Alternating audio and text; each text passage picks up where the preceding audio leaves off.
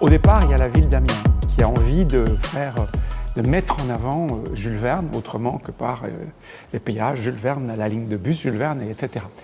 Comment cet imaginaire peut exister dans la ville? Sinon, déjà, Nantes a la chance d'avoir un Royal de luxe. Et donc, comment on prolonge la force d'un écrivain comme Jules Verne? Comment on le réinvente dans la ville? Donc, cette proposition m'a été faite. Je me suis dit qu'il fallait que je travaille avec un sculpteur. J'ai eu la chance, j'avais rencontré Pierre Matter, et on s'est très très vite entendu. On a commencé à réfléchir, à travailler, à voir qu'est-ce qu'il pourrait incarner, d'abord devant la gare, et puis après un peu plus loin.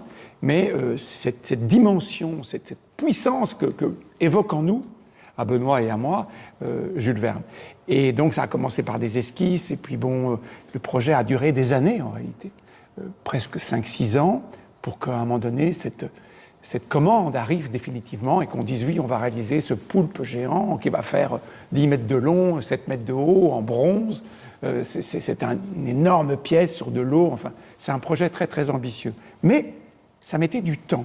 Ça prenait du temps, c'était complexe, c'était aussi de l'investissement public. Et donc, à un moment donné, je me suis dit, il faut raconter l'histoire. Il faut que je dessine. Et donc, j'ai fait quelques dessins. Et puis après, je me suis tourné vers Benoît et j'ai dit, il me semble qu'il y a un vrai récit derrière tout ça.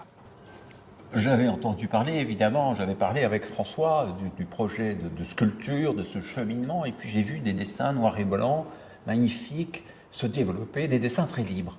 Un autre type de dessin que celui que la bande dessinée propose. Chaque dessin contenait l'amorce d'une histoire, mais ce n'était pas encore vraiment une histoire. Et puis je me suis dit, il va faire quelques posters, quelques tirages, et puis non, c'était un peu plus que ça. Donc on a commencé à se dire, il y a peut-être là la matière d'un livre qui partirait des 8 ou 10 images existantes. Je me suis mis à relire Jules Verne, à relire 20 milieux sous les mers, à relire L'île mystérieuse, c'est les 2 romans où apparaît le capitaine Nemo, et dans les 2 romans, ça se termine quasiment par une mort. Première fois, l'enfouissement dans un maelstrom, on a l'impression qu'il a disparu à tout jamais. La deuxième fois, c'est une scène très solennelle où il dit adieu à ceux qu'il a protégés, soyez mystérieux, mais ça reste ouvert. Et d'ailleurs, à un moment, je l'ai trouvé plus tard, dans une lettre entre Hetzel et son éditeur, et Jules Verne dit on a peut-être eu tort de faire mourir le capitaine Nemo, on aurait peut-être dû le faire revenir. Et donc, oui, j'ai eu cette envie-là. À côté de ces dessins qui sont comme des paysages sous-marins pour la plupart, très vastes, ou des paysages terrestres, de faire entendre une voix. Et cette voix, c'est celle d'un Nemo qui sort d'un long coma et qui revient à la vie et qui se rend compte qu'il est prisonnier d'un engin qui ne commande pas. Donc tout le contraire du Nautilus, il était maître à bord, il était vraiment l'organisateur, le démiurge. Or là, ça devient un personnage faible qui se souvient peu à peu et qui s'oriente vers une nouvelle vie. Évidemment, le texte appelle des nouvelles images, on dialogue, on commence à bouger, voilà, et ce capitaine Nemo prend vie. Alors c'est vrai qu'il s'inscrit dans une longue chaîne, le personnage de Nemo, c'est personne, c'est le sens du mot latin, et en même temps, il est déjà là aux côtés d'Ulysse dans l'Odyssée.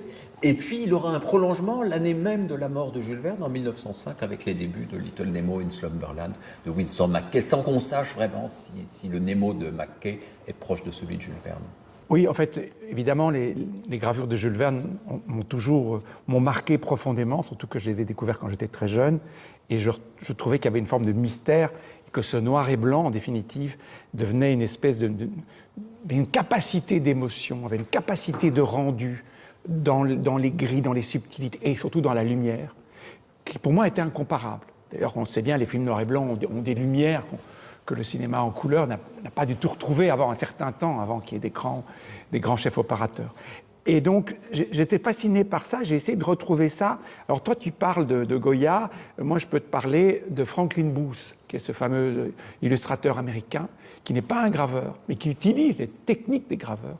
Et avec la façon ces hachures et la subtilité des rendus et les compositions, c'est vraiment quelqu'un qui m'a énormément influencé. Mais on s'est tous nourris de ça.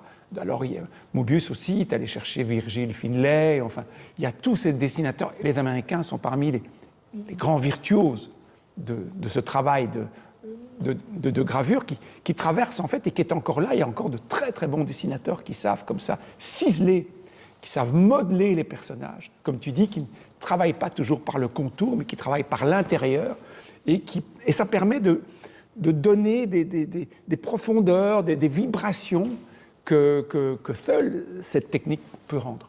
Oui, en fait, quand je commence une image, d'abord c'est très long, hein, ça peut prendre parfois une semaine, je suis assez laborieux, mais évidemment ce que je veux c'est peut-être retrouver l'émotion que j'avais en regardant les gravures de Jules Verne.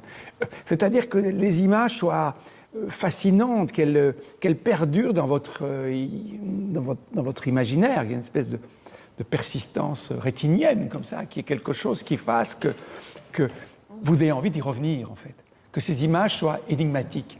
Moi, ce qui m'importe, c'est que si une image se lit trop vite, elle m'ennuie un peu.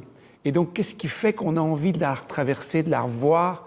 Et là, on s'est amusé à faire des détails pour les différentes conférences qu'on va faire. Et c'est amusant parce qu'on peut faire presque une autre image quand on va dans les détails. Et ça, c'est ce qui fait un petit peu que je me rapproche de l'auteur de bande dessinée, c'est faire des focus, c'est aller chercher, et que tous racontent des histoires, que tous ces détails racontent des histoires. Mais moi, ce qui me frappe dans ces images de François, c'est leur liberté. C'est des images qu'on peut regarder dans tous les sens et qui ne se réduisent pas à un effet narratif.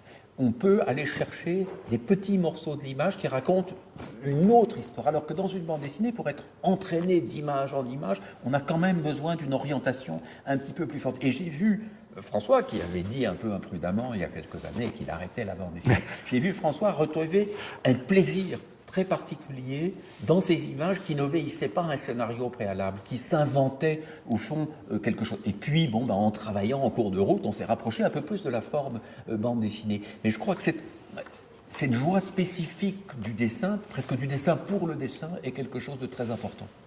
Oui, avoir du plaisir.